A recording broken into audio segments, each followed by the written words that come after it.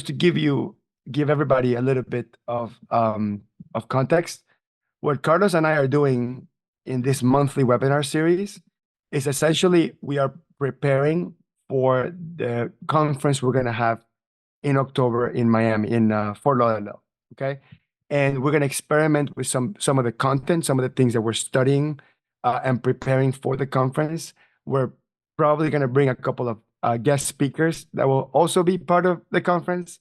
So what we're doing is we're making a very meta experience. If you're coming to Fort Lauderdale in October, where in the next 8 months you're actually going to watch us brainstorm what the entire conference will look like, and that's very on brand for me because most people know me very much for being able to ad lib or do live presentations. I'm not the type of person that puts slides together and only goes by the slides. Like I have no problem improvising and adapting to the times.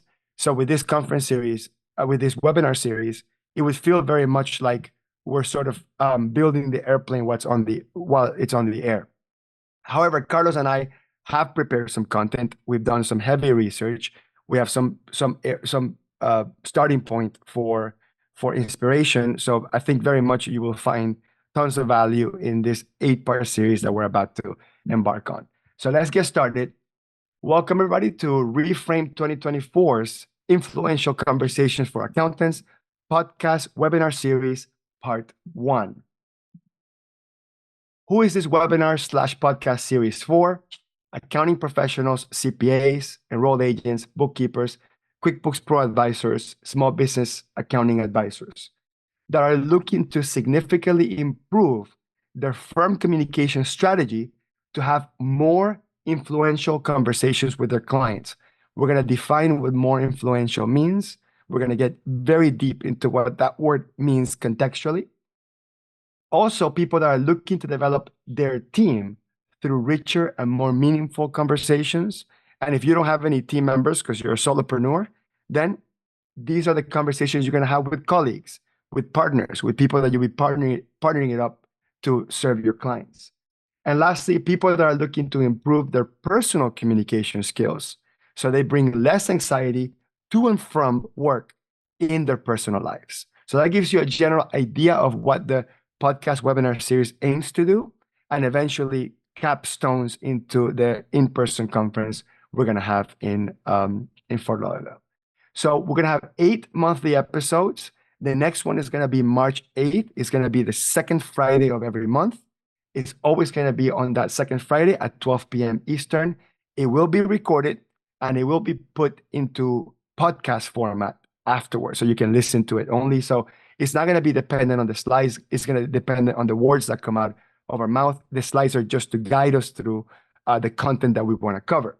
Each episode will be topical. It will be between 30 and 60 minutes. It won't be exactly an hour. It would be with myself, with Carlos. It could be maybe just him or just me, and potentially a couple of special guest speakers that we're considering. You can watch it via Zoom with the live webinars, and you can comment and ask questions. We'll make sure that we monitor the Q&A and the comments in case there's any really interesting input you want to bring in, and you can be part of this sort of brainstorming that eventually becomes, the conference we're going to put together. Or you can watch it later on in YouTube when we get a chance to edit, or in podcast format. The series is 100% free, and it's the official companion of the Reframe 2024 conference that's going to happen in October 2024 in Fort Lauderdale. Now, these are the topics that we're going to cover. They're not in any particular order, but after going through these topics, you should be able to determine whether or not you want to make the investment to be part of this 8-part webinar series. We'll be talking about mainly communication strategy with your clients. So what does that look like? Communicating your value to command the price, standards, and expectations you want from your customers to have. We're going to talk about negotiating terms, pricing, scope with new and existing clients. Negotiation skills are a big part and a big benefit of better communication. We're going to be talking about magic words, so how to get the other person on your side quickly. It doesn't mean they have to buy from you, or they have to believe you, or they have to switch political parties. It doesn't mean that. But it means you get them on your side. You get them seeing your point of view, and you get them seeing you as a person that's trying to influence them for good, not trying to convince them for their own needs and reasons. We're going to be talking about fundamental communication skills to transmit your message or ideas to others in the most effective manner. We're going to be talking about the most important communication skill set you can ever have, which is self-talk, right? So before you become really good at communicating with others, you have to understand how to communicate with yourself. What you tell yourself, what you convince yourself, what you perceive the world to be, and tell your brain this is what things are and that's how they are, period. That's called self-talk. And if you get that wrong, or you're not maybe strategic about how to improve that, everything sort of stems from there. A lot of people call this mindset, and it'll be very difficult to influence others if you cannot influence yourself. Then we're going to talk about how to give advice to customers that they will follow. It's a big challenge that we have. We give advice all the time and they don't follow it. We're going to talk about how to influence the people you do work for and work with to become better people and follow your vision, value your vision. This is basically leadership, right? How to be a leader. You don't have to be a boss to be a leader. And lastly, how to apply these skills in the real world to get significant results. And that's going to be mostly that last piece, applying the skills, is what we're going to be doing in live exercises in the physical conference in Fort Lauderdale in October. Carlos, did I miss anything from these points so we can jump right in? Nothing you missed, just an emphasis on the semi-last bullet point about leadership. This is about commanding leadership in the space of authority. Just think about when the client thinks about someone who has authority in a subject matter, they think of you. It is so much easier to get somebody to be on your side or to believe you or convince them that what you're saying is the truth when you have a proven track record of being an expert in that particular subject. So we'll discuss that too.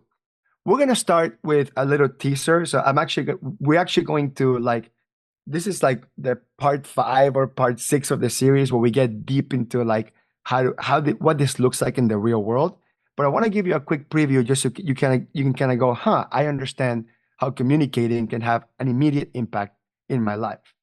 So one of the most valuable things I've learned, and I learned this from the book, Exactly What to Say, and I've also learned it from really, really great speakers that I've seen in conferences, not just accounting conferences, any conferences, period, which is instead of ending with, do you have any questions, which is a yes or no answer, right?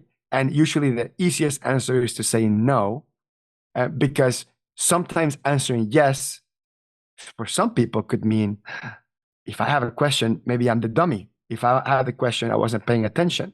If I have a question, I don't understand what the speaker is saying. So the easiest answer is to say no. But I found that in any communication, whether you're teaching something or you're giving advice or you're presenting a financial statement to a client or giving them instructions of what to do and what not to do, that follow-up, do you have any questions, doesn't really go past the client goes saying, nope, I don't have any more questions. And then it kind of stops there. And I think that replacing, do you have any questions, with what questions do you have?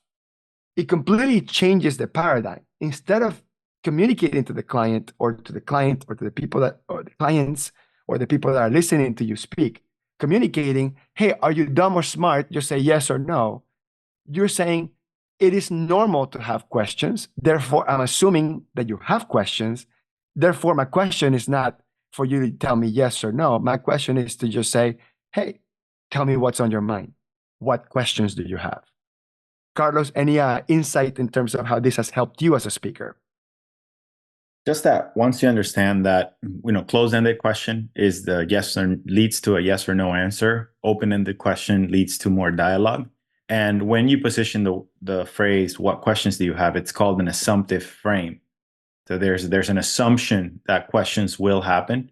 And it's okay if the client gives you, I don't have any questions. It means you were very clear with your communication. But what you're doing is you're setting an expectation that, you're providing a safe opportunity to have dialogue, and that asking questions, they're not going to get in trouble or anything of that nature. And I think many people, by saying I don't have questions, or just saying, no, I don't have questions, they're sort of complimenting you on how well you communicate. Okay. So most people are going to want to compliment you and appreciate what you're doing for them. The reality is that it might not connect with them because maybe the examples you use are not ones that they can sort of immediately apply, or maybe the examples you use are ones that they can connect with because maybe it's not their industry or their situation. So I think it's best instead of having a questionnaire, right, where you talk, ask questions, and they say yes or no. That's what a questionnaire is to have a conversation or a dialogue. And to have a conversation with dialogue, your questions can never be close-ended. They need to be open-ended. All right, the next one is when a customer tells you something, tells you an opinion, something like, I can't grow my revenue past $1 million, or I can't reduce my staff with what I have now, or I can't make this investment in marketing, I can't afford it, or whatever it is. Sometimes we ask a very good question, which is why. And by the way, why is typically the most important question of humanity, right? Like we shifted from cavemen to thinkers when we started asking why. Why is the core of all philosophical thought. Now, the challenge with starting any questions with why, and again, you don't know how people perceive what you're saying or what you're asking to them, is that sometimes when you start with why, people might be feeling attacked. You know, people might perceive the why as you questioning their thoughts, questioning their beliefs, questioning their motives. And instead of asking a question that could be misperceived, and again, this stuff could be very, very deep in the subconscious. Like even the person might not even be aware that they're feeling it this way, right? But by shifting, why do you think that? Or why did you say that? You say, what makes you say that? Because you're shifting from questioning the person to saying, could you clarify the facts that you're going by? Could you clarify the sources that you're going by? Can you clarify the empirical set of information that you're using to draw a particular conclusion that I may not understand or I may not agree with? And you can get the exact answer that you want without attacking the person by shifting from why did you say that, or why do you think like that, to what makes you say that. Carlos, anything on that? Again, I'll get a little scientific and nerdy with this, but the word why, if we're not using it with the right intentionality, can come off as accusatory, as Hector says, and it comes from a place of judgment. So the recipient of that subconsciously may think that you're questioning or you're challenging them. Whereas if you ask the question, what makes you say that, with the right tonality, meaning you're coming from a place of curiosity, then it puts you in more of a safe space to have rich dialogue. And as Hector mentioned, you're able to get more contextual, a more contextual answer, like where was the source of this, you know, and kind of have a more positive dialogue from it.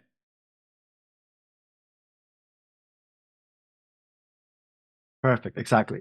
The next one is it comes to anytime we're giving advice. Okay, most of us make the mistake, and I trust me when I tell you this comes from very deep personal experiences, that we start all advice with, I suggest you should blank. Okay, and there's all sorts of like just broken things in a suggestion like that. And in the book, Exactly What to Say, which is a big inspiration for us to rethink our communication strategy, they have all sorts of alternatives to I suggest you should. I mean, there's things like, would you be open-minded as an opening statement? Or most people consider this. Or I don't know if this is for you, but, and we're going to get deep into like all these magic words that people use in order to suggest something. But generally, one of the quick tips here is instead of saying, I suggest that you should, what you can do is you can make the suggestion, but remove yourself and them from the equation and use more of an anecdotal story, let's call it that, to communicate the exact same message. So to tell someone, I suggest you should spend 20% of your revenue in marketing, you can deliver the same message by saying most business owners in this industry, in this stage in their life, invest at least 20% in their marketing to see the type of growth that you are talking to me about, that you have, that you're planning or you're forecasting to have. So a simple swap of going from I suggest you to most people, it's going to deeply change just like their perception. And Carlos, I know you like most people and you have a specific reason why you like that terminology. Yeah, I mean, there's a game that the creator of the book, Phil Jones, likes to play with. He calls it story math, where if you were to ask a group of people, and Hector, I'll play this game with you, or anyone who's in the comments, you can play as well and type in the chat. But if I were to tell you, Hector, from a percentage standpoint, if you heard the term most people, what percentage of that would that represent of 100% of the people? Sure. So most and the majority are two different words. So if you were saying majority, it would be 51% and up.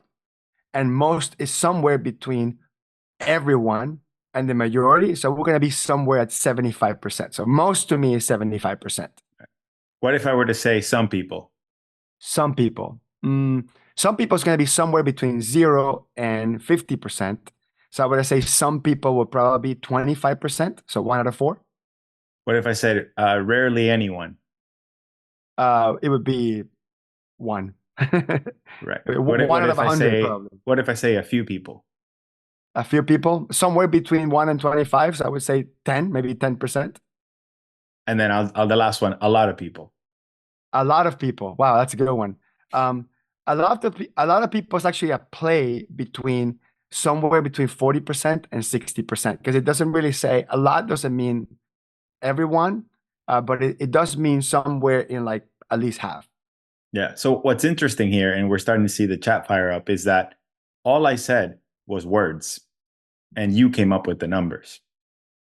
And that's the story math part of it, right? Where you can use words to influence the psychology of how people can easily put the numbers together. And so the science behind this, the subconscious meaning behind using the language the right way, because I am seeing some comments saying, well, when I hear most people, I feel like you're making it up. I saw one of those comments, and there is a lot of conversation we can have about that. Obviously, proceed with caution. You obviously want to have evidence to back up your claim if you're going to be using this language, because if you are going to use it willy-nilly, if you will, just to try to convince someone to make a decision, then that will challenge your credibility.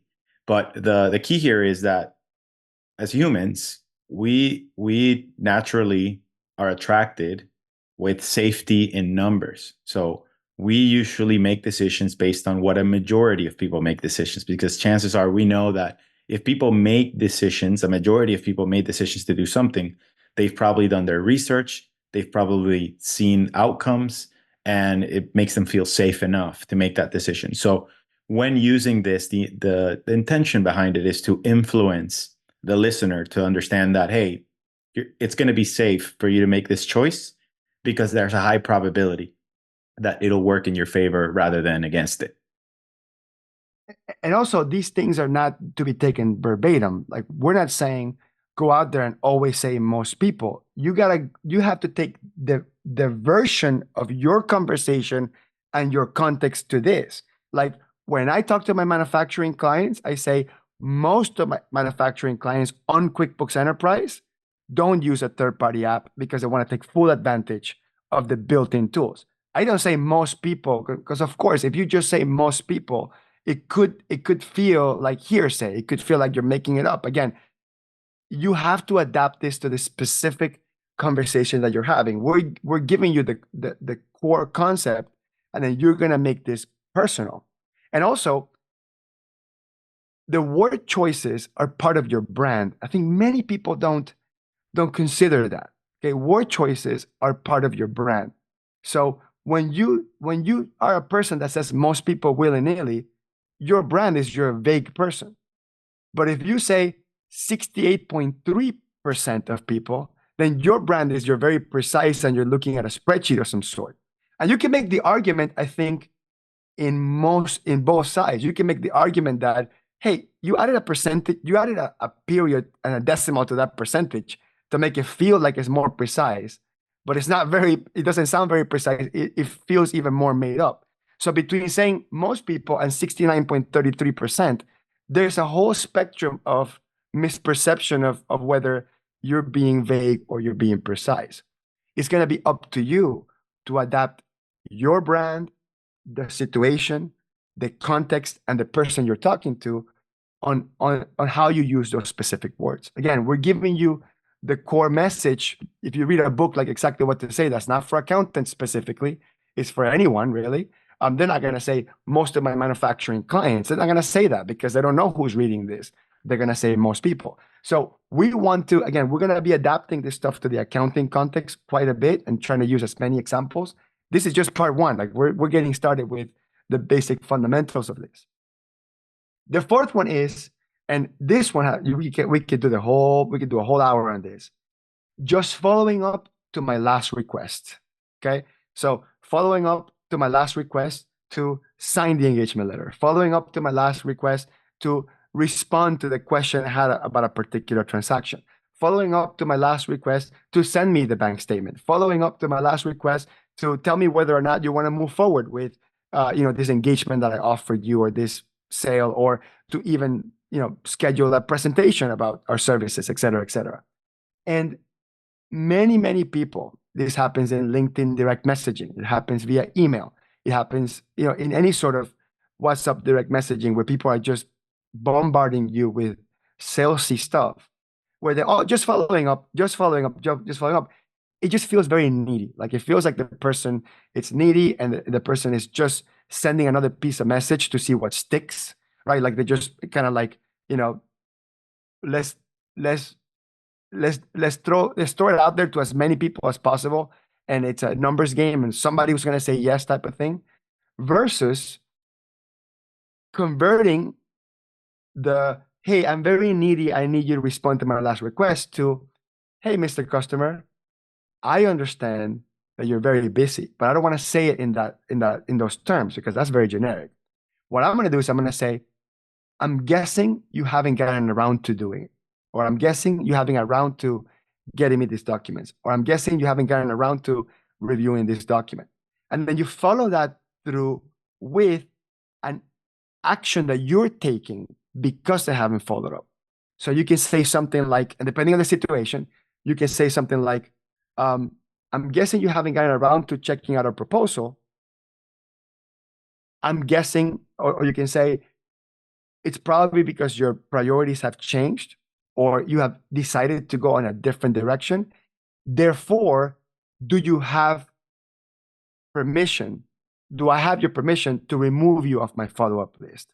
Or do I have your permission to release you from a monthly engagement because you haven't sent the monthly bank statements?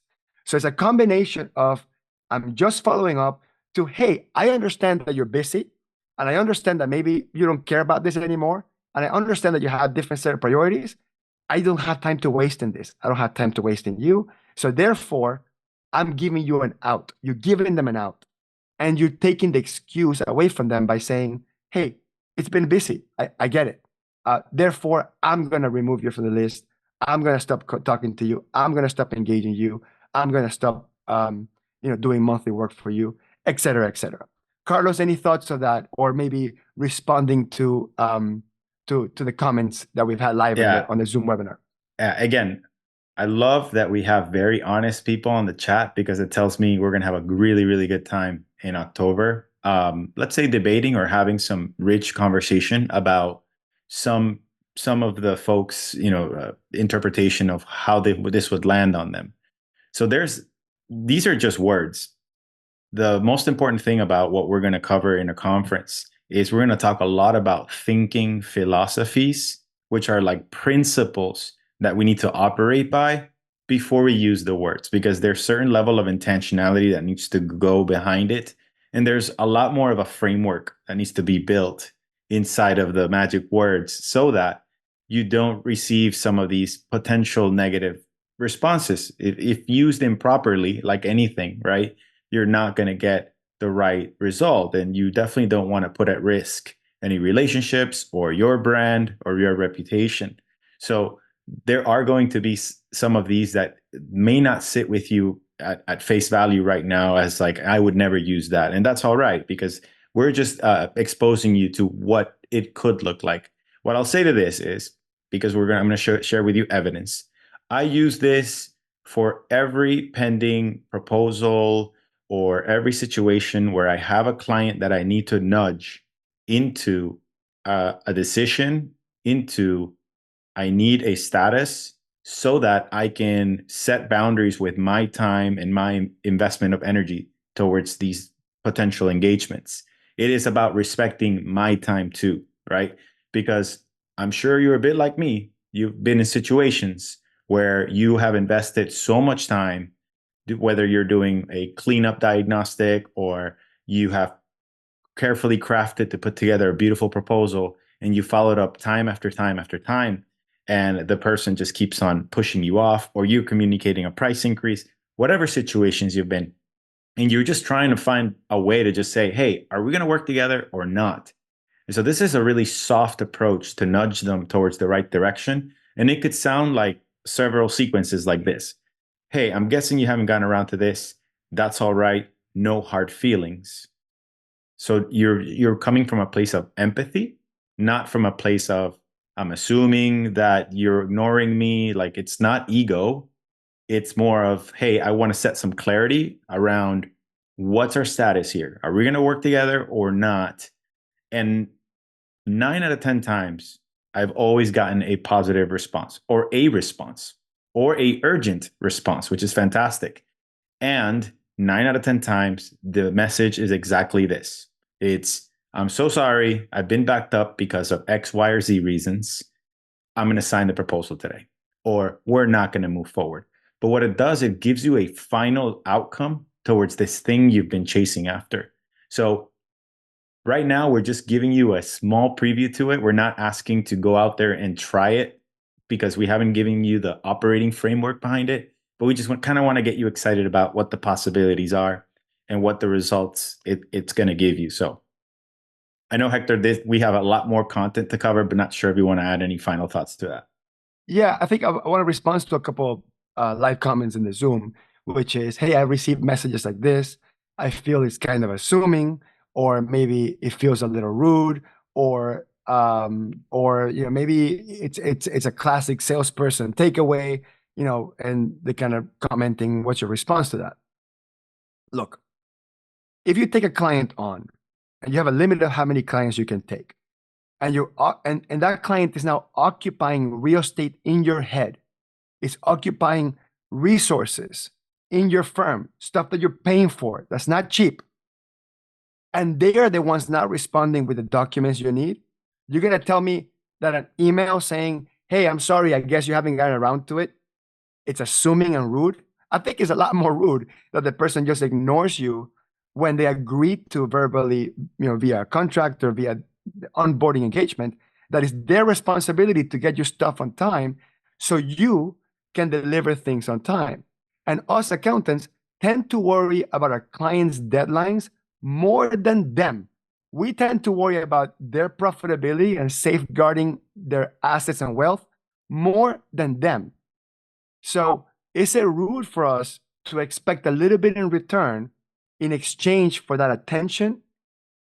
In some cases, that love we're giving to their business and their finances that they're not giving. So I would disagree. So I agree with the fact that you never want to come off rude, but I disagree with the framing that just being a little stern about getting a response on time, it's actually mostly negative than positive. You also want to get the type of clients that are going to respond to transparent communication. Hey, you've been ignoring me, but I'm not going to say you've been ignoring me. I'm going to say, I guess you haven't gotten around to it. And the other thing I wanted to add is Jennifer saying live here in the Zoom says, hey, I'm going to deploy some of these tactics with my teenager kids. I think it could help. Great example. So Carlos, maybe you can talk about the low stakes conversation and high stakes conversation. This is something I love from you when you tell people this is some of the ways you can ease into this sort of thing. Yeah. So the key to getting comfortable with using the magic words is rather than you picking what's called a high stakes conversation, which is the stuff that we're talking about, which creates some of these reactions where it's like, I would never use that. I mean, that could risk a relationship or what have you, is that rather than actually going straight into your highest stakes or your highest risk relationships and critical conversations, is start in a place where there are low stakes. There's very low risk of those outcomes from being negative. And so I think some of you may have said, I'm going to try using this with my kids. And effectively so, it's probably the best place to start is with your close friends and family, because they are most forgiving, and because they know who you are, they know the kind of human you are, your intentions. And so what may happen is, one is it could actually work, and you might actually prove yourself wrong of your original belief saying this doesn't work. So it's a nice practice. It's a safe space where you can play a little bit. And then what could happen is, if it doesn't work, there could be an opportunity to reflect on, what was my intentionality or tone behind it? If you're being triggered by a loved one and you're going to come back with any type of reaction, and it comes from a place of maybe judgment or assumption, or there's ego involved in it, chances are it's not going to give you the right outcome. So although we're giving you the words, just know that we're going to teach you principles of that's more of a headspace in which we have to operate from, which is a space from curiosity, from empathy, right? And so when we are strategically curious and strategically empathetic when using this language, and we use the right tonality and the right approach and picking the right moments of when to use it, then the effectiveness of this and the probabilities of it having positive outcomes skyrocket. Exactly. And now, I have one more comment here, which is regarding whether a client is a good fit or a bad fit. I see a lot of comments saying, well, if client doesn't respond, it's not a good fit. Look, I think that our industry has used this client's not a good fit excuse as a shortcut to not put a little bit more effort into being more influential. Many of our customers can be shifted and can be moved in the right direction if you use more influential language. Client's not a good fit is a cop out. And we need to, especially in what's coming in the next 10 years with artificial intelligence, with companies like Intuit and other accounting software companies that are starting to sell the services that we offer, with other software companies that we can't even imagine that tomorrow are going to have a product that you didn't even know to replace us. For us to be in this high mighty place saying, not a good fit, move on. I think that we need to shift to being more influential, period. As an industry, we need to rebrand as the most influential advisor out there. And we can't use not a good fit, bye-bye client as a cop-out. Some clients are rude and mean and inconsiderate. I get those. But the ones that you can shift into the right direction, they are worth working hard for. Think about your spouse, okay? Like, I do tons of things that I do wrong, tons of things that I do wrong as a spouse. My wife doesn't divorce me immediately because I'm not a good fit. She tries to influence me into the right thing. My kids do all sorts of things that make me want to strangle them, but I don't give them up for adoption because they're not a good fit. I try to influence them. I try to influence them. And the good news in all this is that we have the power to influence a lot more people than you think. Okay, so let's talk about really quick, just really briefly, all the books that have inspired us to build this series. So number one, the one that we have mentioned today, the only one that we'll mention today, is Exactly What to Say by Phil Jones.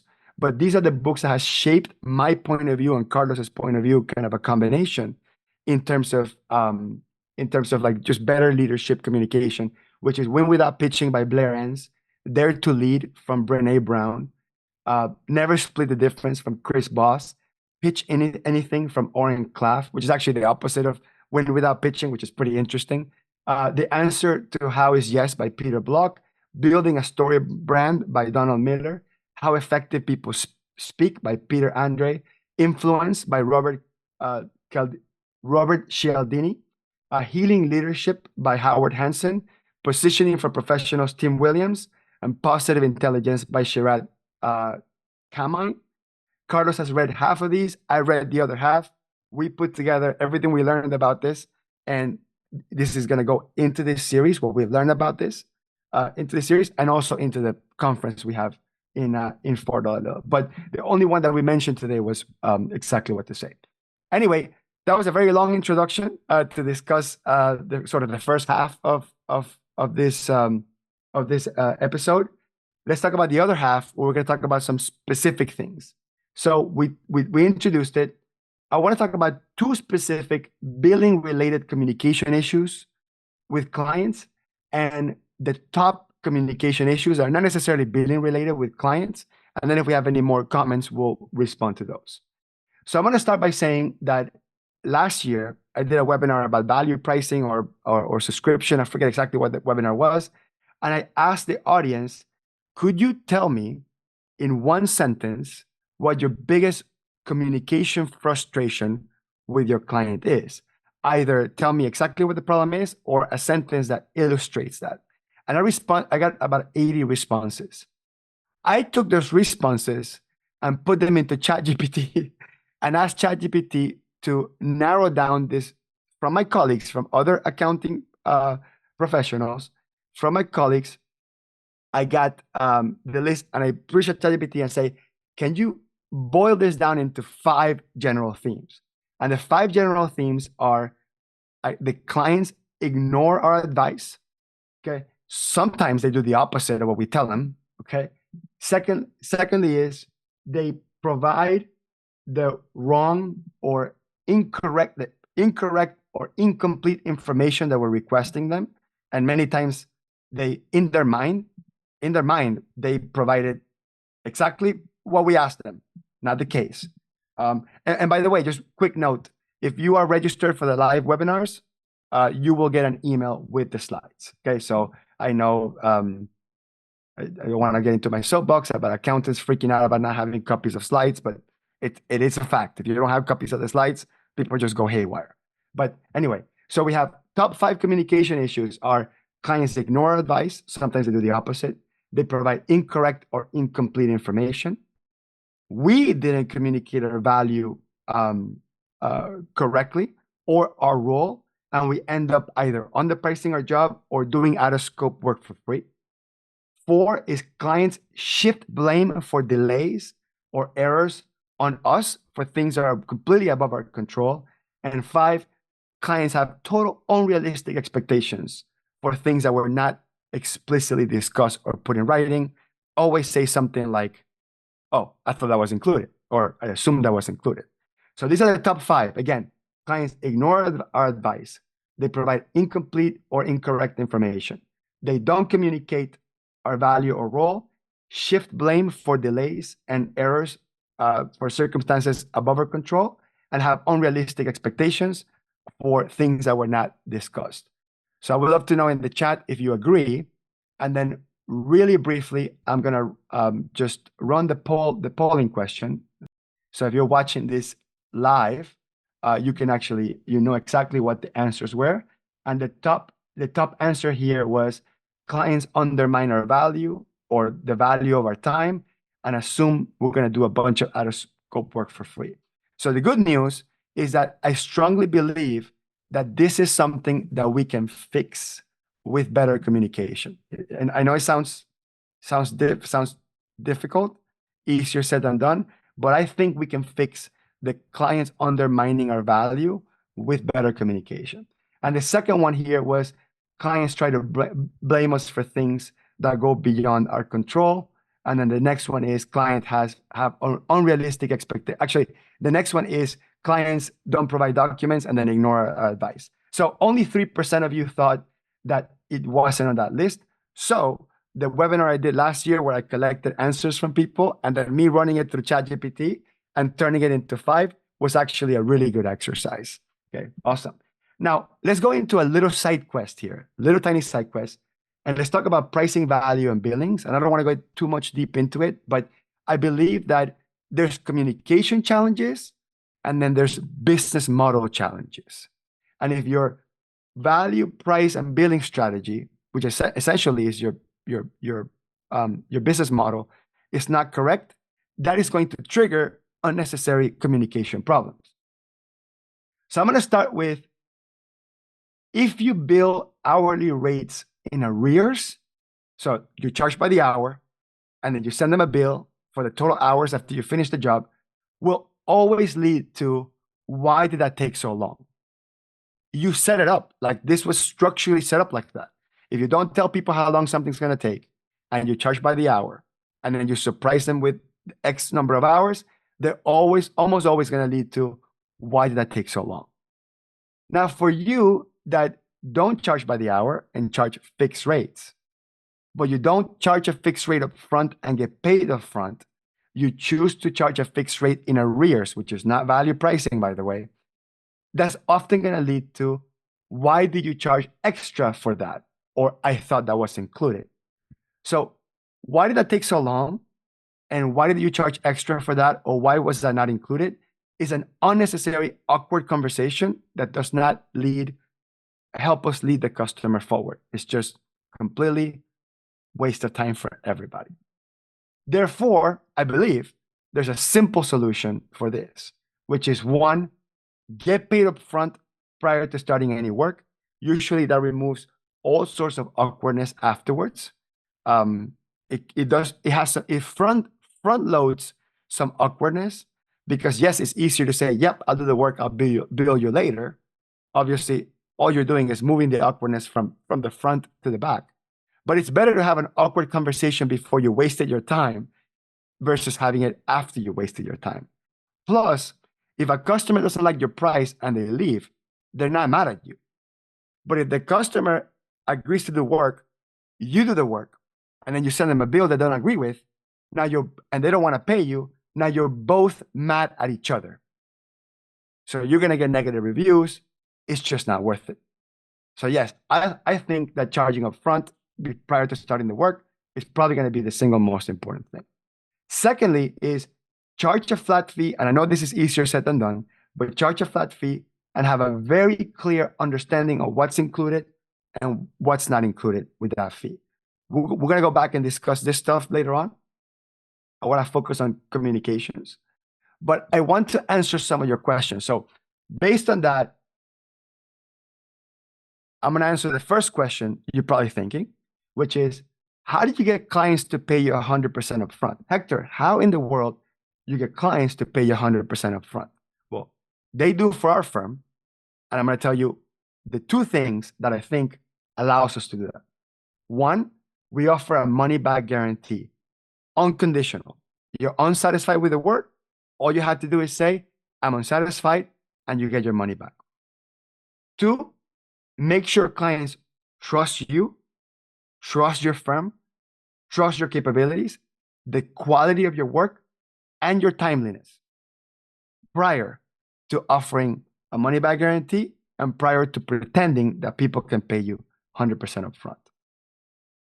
Next question you're probably thinking is, how do you know if this client is not just going to abuse the money-back guarantee and get services for free? But the answer is, you don't. This is the risk of being in business. You don't. You don't.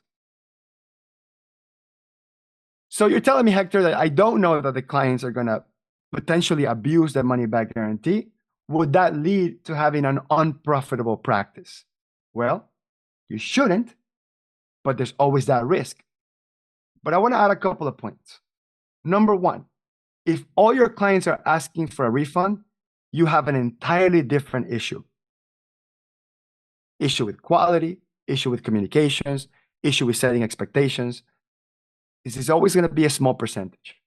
Two, in exchange for giving anyone a refund, they must give you a detailed feedback of what went wrong and why they're dissatisfied. Essentially, your customers are being paid for the most valuable and quality feedback you will ever get, because your customer wants their money back. So they're gonna be very honest with you, brutally honest with you, and don't worry about them being offensive. What you want to understand is their perspective. Trust me when I tell you, it was a cathartic experience to give my first refund to a client that was brutally honest about my firm, our communication style, about everything, and we immediately fixed those things. And we still get refunds. We still give refunds. But trust me when I tell you, if I ever give a refund for a mistake that we made, that mistake is not going to be made again. But if you don't ask for the feedback and they're not giving you honest feedback, and they will if you're giving them money in exchange, you're never going to know. You're always going to misperceive that to be something that you're doing just fine in your practice. The third one is, in reality, maybe 5% of people will ask for a refund. And I think 5% returns are worth it over having no collections and zero time wasted with billing discrepancies. Think about 5% of your customers want a full refund. You get the feedback, you're done, move on. The other 95%, they pay, they're happy. That's a good formula to me. And also, a money back guarantee doesn't have to be 100% all the time. If your client is partially dissatisfied with a portion of the engagement, maybe not the whole thing, and they want to continue working with you, then you can say, you know what? Tell me the portion that went wrong, and then tell me what percentage of that you assign. If your customer tells you the part that went wrong was you not telling me about XYZ on the sales tax issue on whatever state, and I think that's 50% of the payment. Now, when you go reshift an engagement with that client, what you're going to do is you're going to turn the active monitoring of that particular area into an additional service. And if the customers say no to that, they're opting out of you taking that responsibility, and they can no longer use it as an excuse to say that you failed. So now you get to get a deeper understanding immediately about what customers value the most, or what that specific customers values the most. Now, the last point here is, how did you get clients to trust you? I'm doing air quotes here. Trust you so deeply. How did you get clients to trust you so deeply? Well, I think that clients would trust you if they like you and connect with you in a personal level. It's one component of trust. Two, if you don't work for them in the past, obviously, if you promised you were going to do something and you did it in time, you build trust that way. If you don't work for someone they know, this is why word of mouth is so powerful. If you have demonstrated and added value to them in some other way, other than a previous transaction, maybe with a blog article, social media post, podcast, a video, answering an email question, etc. And lastly, if you have something to lose, your license, your professional reputation, online reviews, having skin in the game. So if you look at these things, these 5 things, right, and you don't have an active business strategy around communicating trust all the time, forever, you're going to have a tougher time closing deals. So again, going back to the top communication challenges with clients, let's talk about clients ignoring our advice. Most clients are actually not even aware when you're giving them advice, because you're giving advice and talking to them the entire time. People do things for their reasons, not yours. So you have to be careful with giving advice when people don't have the context that the advice is something that ties to their reasons, not yours. People tend to have selective hearing, or they hear whatever they want. And sometimes our advice lacks shortcuts or heuristics to make it easy to recall. So we give people a big, deep advice about managing margins and inventory, and then maybe we don't have something that makes it easy, like a shortcut that they can go back and go, oh, yeah, the way I should look at margin is this. And then you use some sort of short heuristic or play on words, or say, hey, this is the ABC method for determining this, and you kind of have to build that, and that should become part of your unique value proposition, is that you create these heuristics for your customers. What about providing incorrect or incomplete information? I think that our current systems, our portals, create way too much friction, and clients easily disengage. So we have to talk to our clients about how they feel about our portals, because sometimes they didn't upload the bank statement because it just feels like a big chore to log into your portal, click here, click there. Sometimes clients believe that the documents you're requesting are just a suggestion. And if they ignore you, eventually you'll figure it out. That happens to me all the time. They just ignore it, and they feel out, they'll figure it out. And also, clients sometimes are not made aware that the clock should start ticking, like whenever you have a deadline, or you say, I get this done in a week or 2 weeks. Sometimes we don't make a good enough job at explaining to people that the clock officially starts ticking after they send us documents. Like, we end up saying, how long is this going to take? And you say something like, yeah, a week. Yeah, but you didn't say a week after you give us the entire package of documents that we're requesting. So that's a simple thing you can fix on your onboarding. The next one is, we didn't communicate our value or job, and we underprice our job, and we do out of scope for free. Well, number one is, we accountants are reluctant to self-promote. Like, we tend not to talk about us, or we avoid it. And we're gonna have a whole episode talking about how to promote yourself in a tactful way.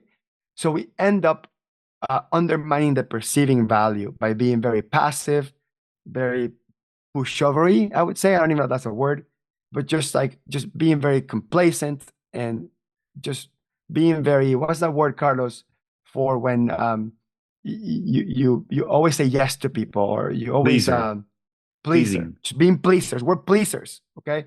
So sometimes the pleaserness inside of us, because we have reluctance to self-promote, ends up undermining our value.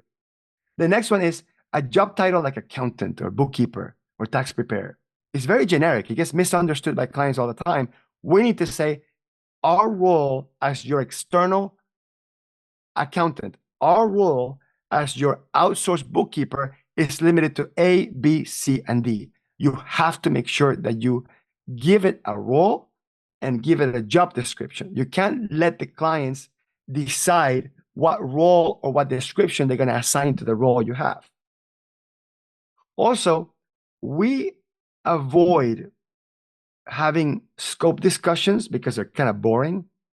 Or when we have scope discussions, we overemphasize so much that it feels like we are more worried about CYA, we're more worried about watching for our own ass than actually helping our clients. Sometimes we spend no time talking about out of scope work, and then essentially clients don't know it because you never talked about it, or we spend too much time talking about out of scope, and it feels like we're just trying to protect ourselves. Okay, our engagement letters do this not very well, by the way. Okay, so the last one is, we neglect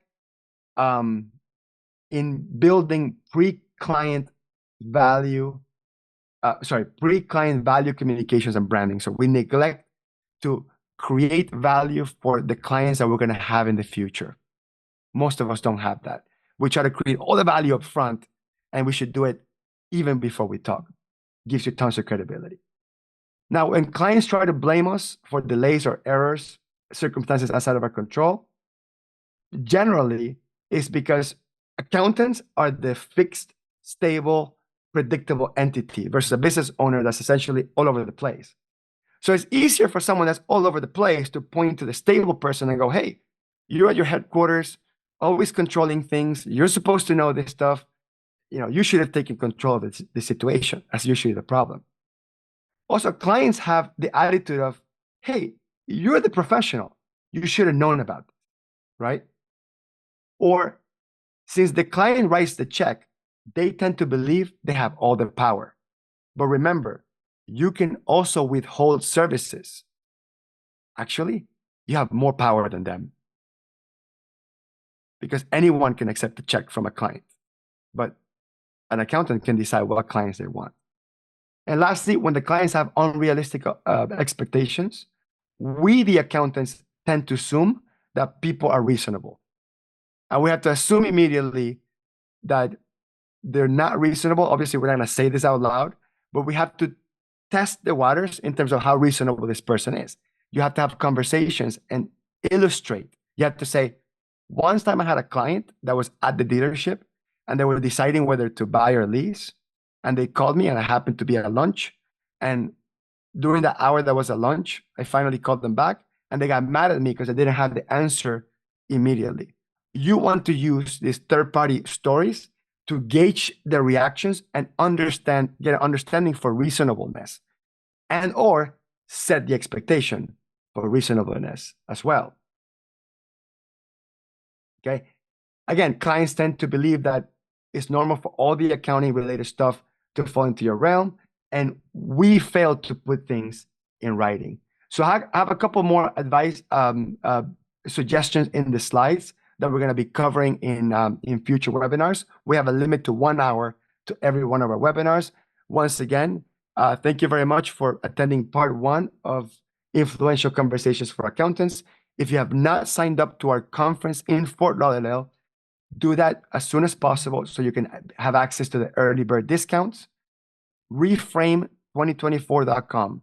Reframe2024.com. Use coupon code 0229 before February 29th for a $400 discount.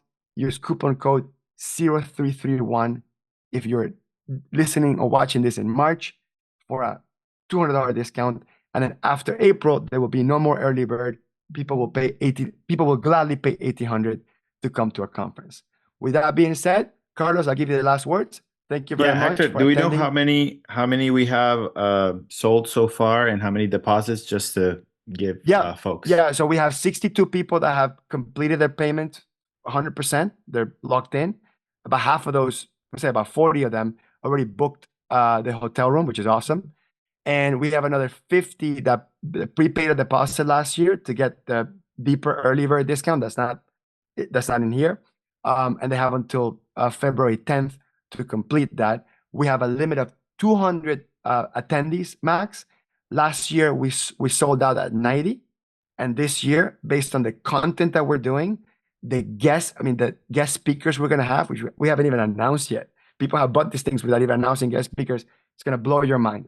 Like last year's conference experience for me and Carlos was very deep. The reaction that people had, how people wanted to come back the next year. People paid a deposit without even having a date or a location in the books. This year, we're going to blow our own minds. We're going to blow everybody's minds. My goal is to help all accounting professionals up their game in their communication skills, to have more influential conversations and have bigger impact in the small business world. Okay. And with Hector, that being said, a last important comment is that one of our headline speakers is the creator of the book, Exactly What to Say, Phil M. Jones himself. And he is that's the first headline speaker. Yeah. Powerful keynote speaker. If you haven't checked him out, look him up in YouTube. You're going to get very excited. Well, for those of you who already secured their tickets. And for those who haven't, make sure you do. Bye. Thank you, everybody. Thank you, Carlos. And I'll see you next month.